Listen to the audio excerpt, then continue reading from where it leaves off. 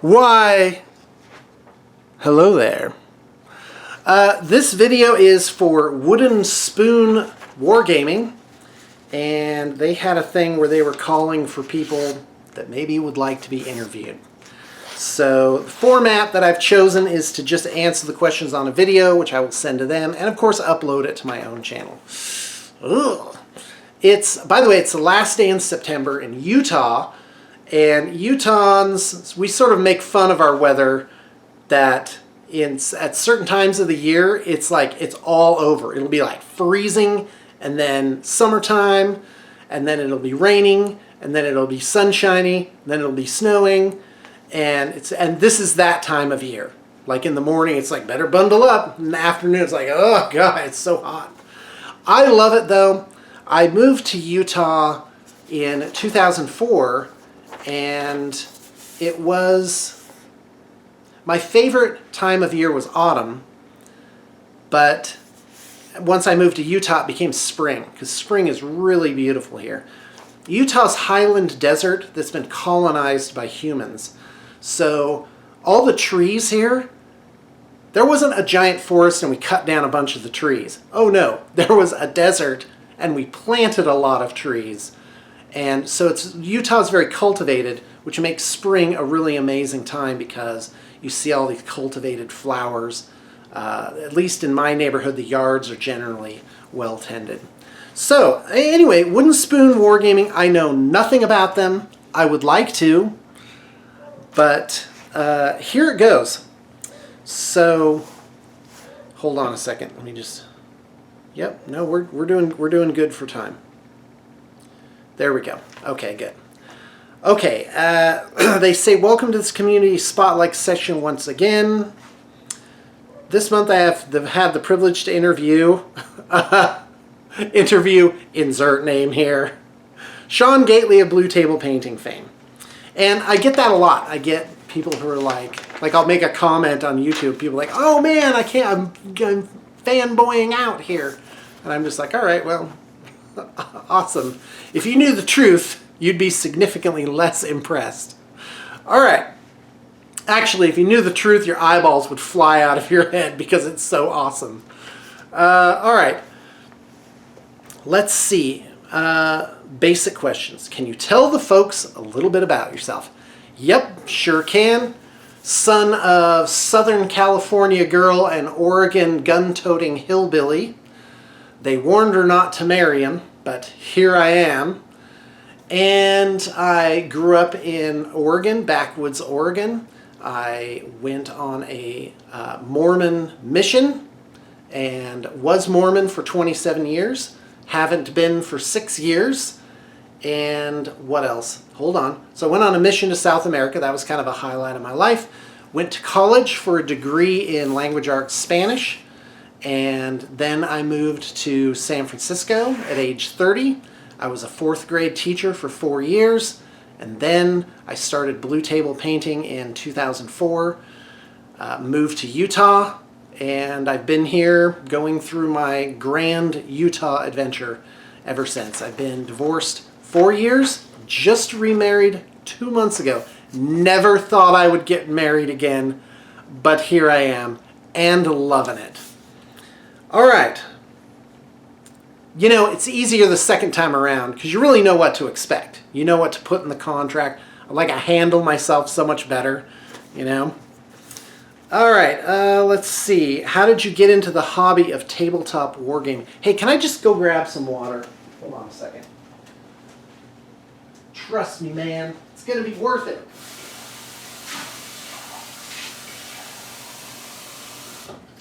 Oh, thank God. I can already feel myself drying out. Okay. How did you get into the hobby of tabletop wargaming? In the late 90s, I was running a role-playing group, and 2 of my players, Aaron and Sean, they would go play Warhammer 40K afterwards. I didn't know what they did. They were kind of excited about it. They'd be like, hey, it's time for our game. We got to go. I'd be like, whatever. And I had actually imagined in my head that they were like going to play paintball or something. And one time they left some white dwarfs and I started reading those, and I was hooked. This is just when Tyranids were coming out. I couldn't get enough. I was nuts for it. So I bought about 50 Eldar metal infantry aspect warriors and stuff, and built my little Eldar army. Eldar were my first army. I still love them so much, and actually owned a game store in the late 90s. So there you go. So that's how I got into it. Some friends introduced me. What type of hobbyist are you? A painter, collector, gamer, or mix? Mostly a painter, obviously. Early on, I just loved to paint more than I loved to play. I would show up at the weekly like gaming thing in San Francisco, and I would just bring painted miniatures every week and like put them on like a little display and be like, hey, look what I painted. I'd just sit there and shoot the bull, watch the guys play. I'd play like every other week, you know. Let's see, what game systems do you play? Oh man, I want to talk about this. I'm a huge fan of alternate models, smaller games, just love them. My absolute favorite miniatures battles game of all time is Drop Zone Commander. So good, and great company.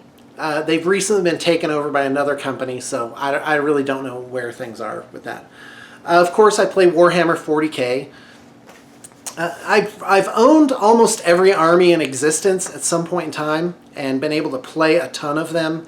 And of course, with Blue Table Painting, now clocking, by my estimate, 8,000 projects. Conservative estimate, 6,000 projects. I've seen it all. I've seen it all come through. I've seen people doing bat reps with them.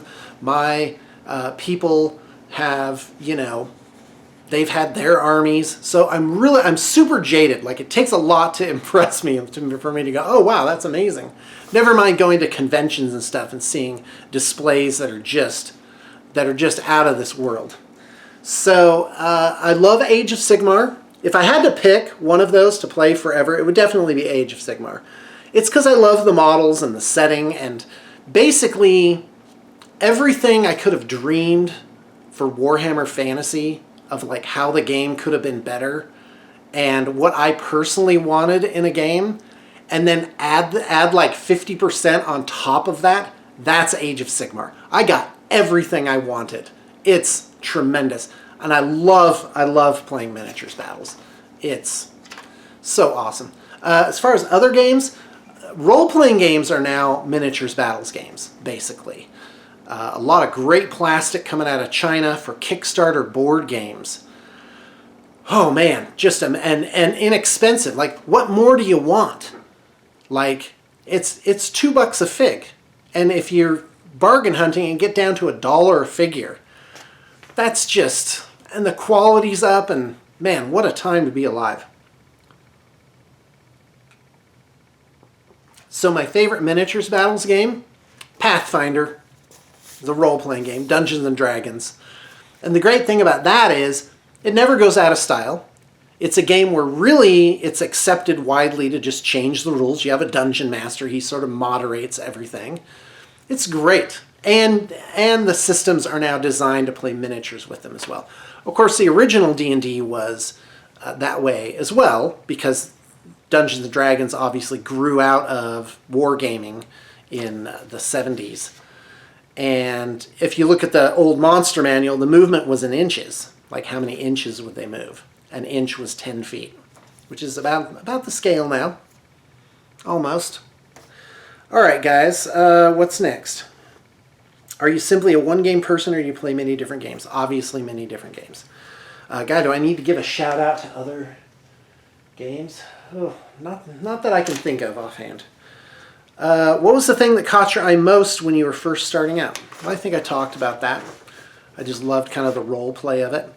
And again, I used to own a game shop in Oregon called Invincible War Games, and that was quite an adventure.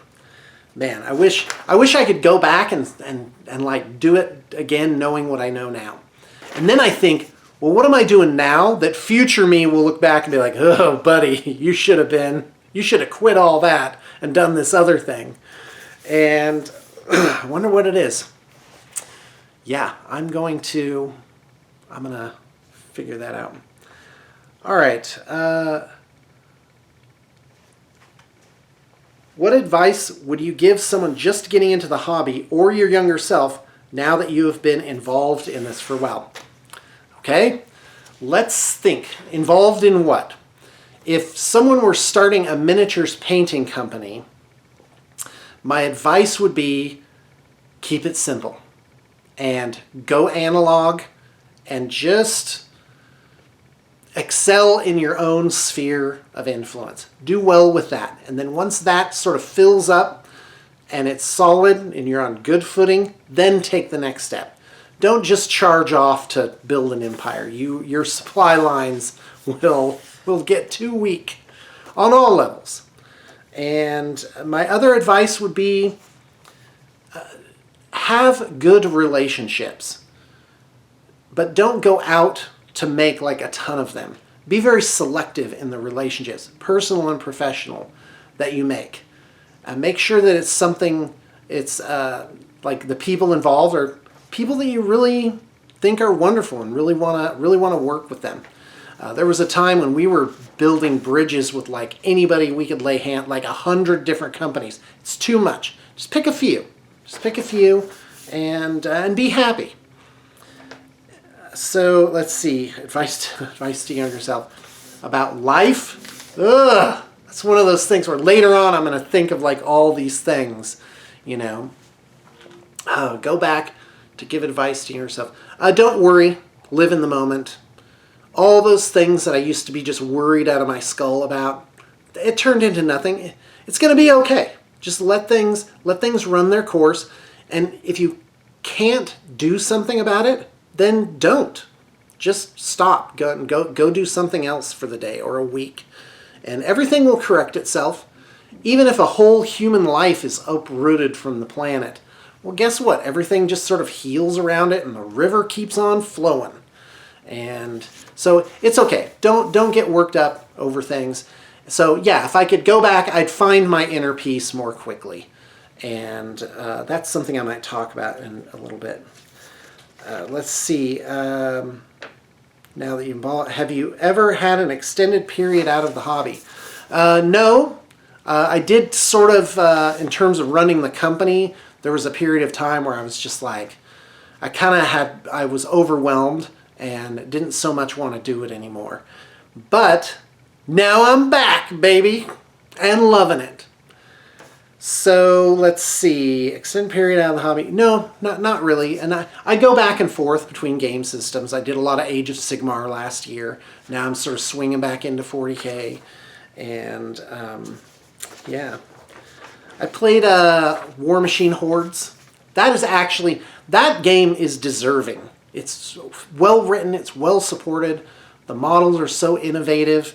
And really, that's the game that should be succeeding. So I don't know what's going on with that. How did you get back in? Well, again, I do this for a living. Right now I have 50 projects, so I can't just walk away from it. I have 50 projects that I'm working on. I got to make sure those get done. So, yeah. Let's see, what's the best part of the hobby for you? Is painting and collecting. I love going and finding really cool miniatures and just picking out specific things, you know, like, oh wow, that's a really cool mini, and just get that for the sake of it, not because I'm going to play it in a game or I need it to be competitive or whatever. Just getting miniatures because they're awesome. What is the worst part of the hobby for you?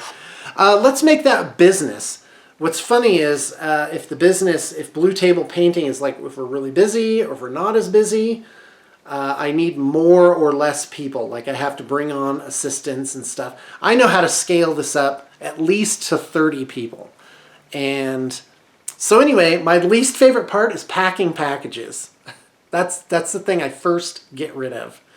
And in terms of the hobby, Assembly, I don't really like putting the figures together. I'm good at conversions, but it's really time and labor insensitive to do assembly. Yeah. What keeps you in the hobby? I think I answered that. How do you deal with burnout, lack of hobby mojo? Well, this lay in the nature of Sean Gately. I have like this natural enthusiasm and energy that just comes out, and I love it. And the more humans are around, the better. And what's really strange is right now, the way I run the company is I'm mostly by myself all day. And it's starting to get a little weird for me. Like, I'm like, you know what? I'd love it if there were an artist who would be in the room and just doing their work while I was here all day. But of course, that's also a giant distraction too. So maybe not so great there. Let's see. Has anyone inspired your hobby style life? Ooh. Wow, these are good. I should have read this before turning the camera on. Who has inspired me? I actually have a blog post page called Hall of Heroes where I write, like I put the person's picture and I write like how great they are on there. And by the way, a lot more people deserve to be on there than are on there. I think I only have like 4. So I'll just refer you to the bluetablepainting.blogspot.com. Yeah, I'm still using Blogspot. And by the way, that is better. Like it's just always there. It always works. I don't have to pay for a domain name. It's there's a lot on there. And if you go back and read like really the old posts, remember, that was the old Sean that does not exist anymore. This guy's around right now. All right. And by the way, I'm actually doing better nowadays. It's great. I just turned 50 and I feel awesome.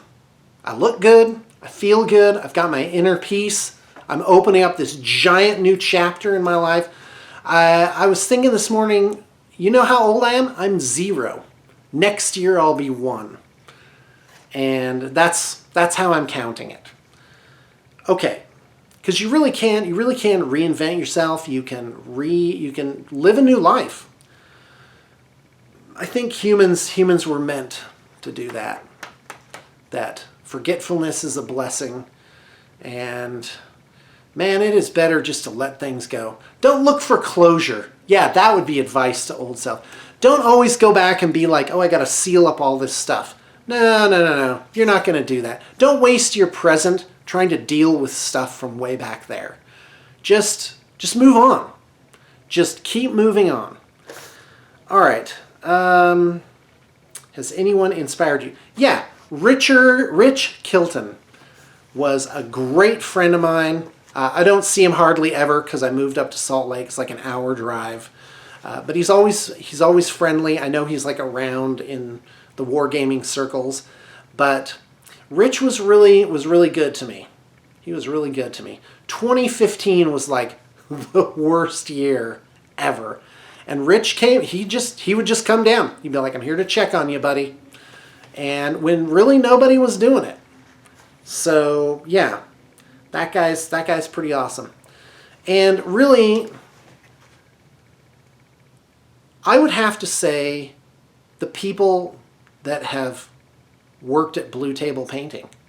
I have met so many great humans who have made a lasting impression. And partly that's just skill. I've had great art directors come through and I just learned a lot from them. But I learned a lot as a human as well from all the people that have come through here. And I have a giant list of people that I admire that I've come up to through Business Wives. Also, generally in life, that we're on Has Anyone inspired your hobby style / life? It's a hobby question. But I would say my new wife. And people don't really know her. She's very reclusive. She looks, she's reminiscent of Esmeralda from Hunchback of Notre Dame. She, wavy raven hair and just this Mediterranean thing going on. And she is just a great human. Always calm, always reserved, and just, like that. That's what she's like. And for someone who's like kind of high energy, high strung like I am, it's the perfect balance. That there's this person that's very, very measured and calm and collected, and we just get along. Like when I get home at night, I walk up the steps and I'm just like, awesome, home. And it's just all so placid and wonderful. Yeah, I'll take a big helping of that. What projects are you working on in the moment? I just did a video about this. I'm working on some, it's all stuff for my D&D game. I run a Pathfinder game. We're going through the Kingmaker adventure path. And I picked up some Guild Ball figures for that, the basic set. And some Cyborg Dwarves. Nice, great kit. So evocative, so characterful. And also working on, for 40K, I'm kind of going back and forth. I had a Dark Eldar army. I started to convert it and refurbish it. I kind of burned on it. It wasn't great. Sold that off. Oh, by the way, check out bluetablestore.com. I've got a lot of stuff up on there. It's basically all the extras, the trade-ins and things, but it's a lot of stuff. I think I have like 2,000 listings. I'd like it to be a lot more than that. I've really been beefing it out. So yeah, I guess that's a project I'm working on. I'm working on my web store. Do you plan out projects, armies, or just get sucked into the trap of collecting everything? No, it's planned. It's planned. If I'm doing an army, it's all like, I figure it out ahead of time. I don't just grab this. I don't go to the hobby store. Yeah, I don't go into the hobby shop like, well, I don't know, just look around, pick up whatever, and then there's this big piles of this and that. Oh, no. I am, for the most part, I'm usually caught up or close to caught up on my painting. All right. If your budget was unlimited, but you could buy only one army, what would it be? Oh, wow. Eldar. Yeah, I'd do Eldar. Love those guys. There's a lot for them. I've got ideas beyond, like things I'd like to 3D print and like an army that I'd like to do. What do you hope to improve with regard to your hobbying in the future?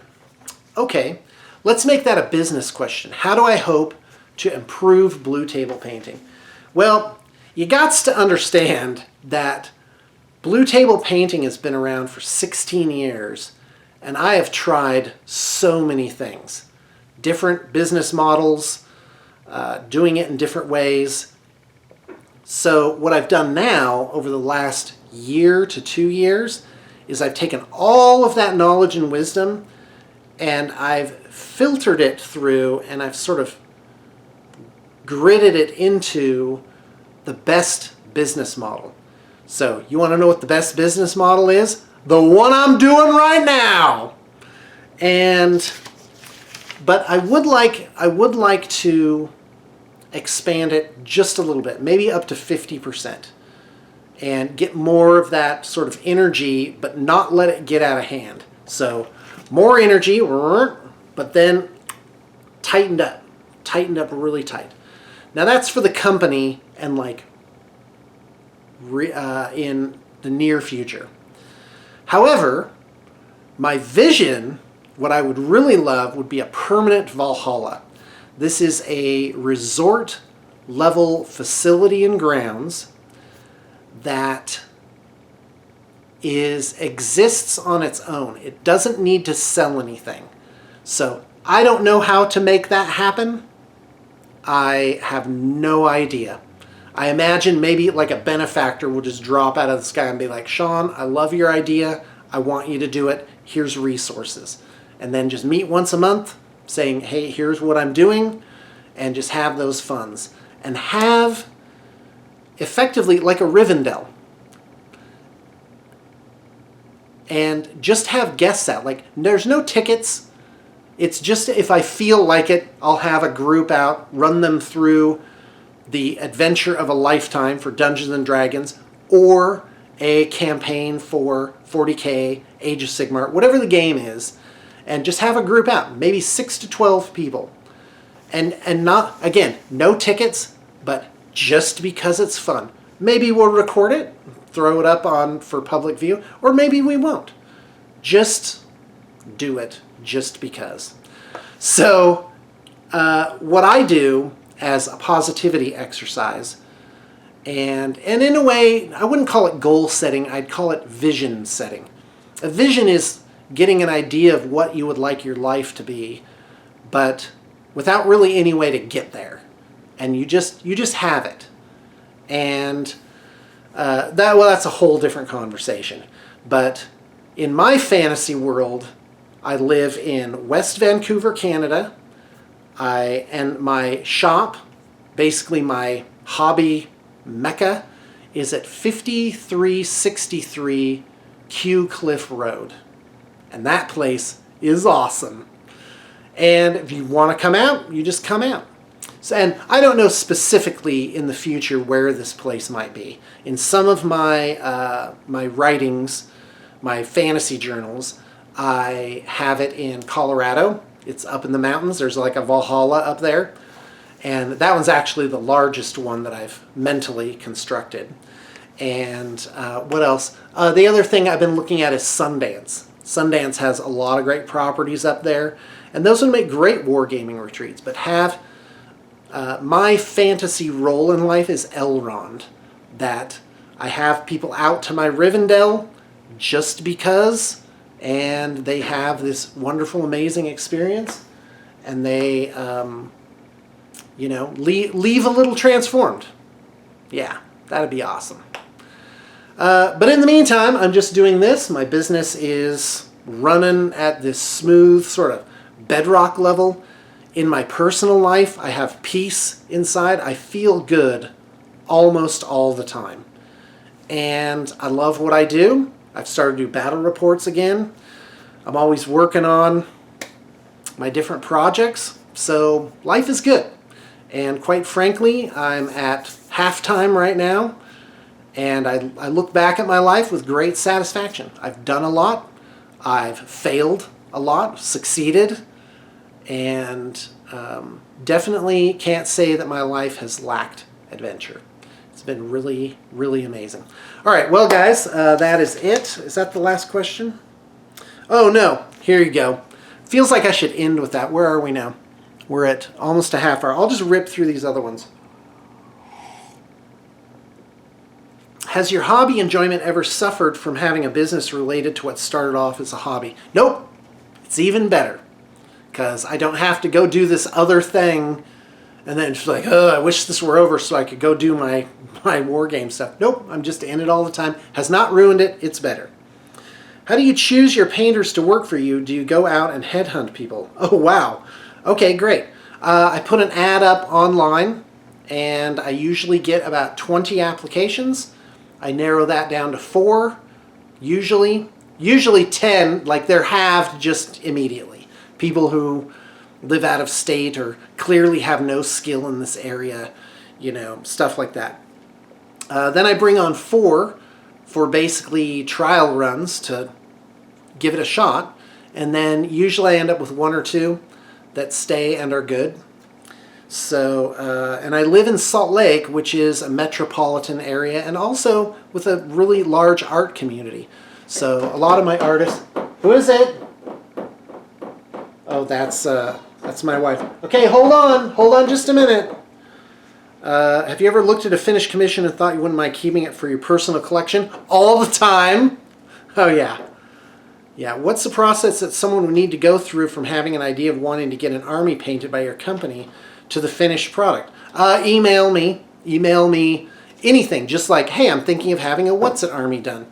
That's it, and then I'll prompt you for the right information and guide you through the process. 16 years of doing this, I got a great process. It's all solid. All right. Battle reports. Okay, well, thanks for tuning in. Off I go.